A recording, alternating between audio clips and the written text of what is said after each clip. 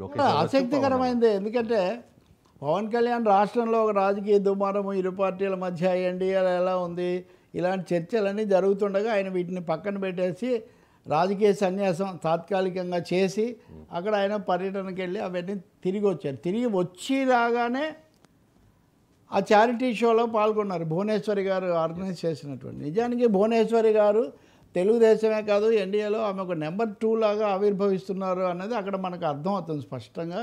పవన్ కళ్యాణ్, చంద్రబాబు నాయుడు అందరూ వరుస పెట్టి చేస్తుంది చూస్తుంటే నేను ఇప్పటికే నేను రాశాను కూడా. అధికారికంగానే తెలుగుదేశం వర్గాలు చాలా సన్నిహితులు చెప్పేది ఏంటంటే అందరూ చంద్రబాబు లోకేష్ నెంబర్ 2 అంటున్నారు, కానీ ఈ మధ్యలో నెంబర్ 2గా కొంత పాత్ర కీలక స్థానం భువనేశ్వరి గారు వహిస్తారు అని.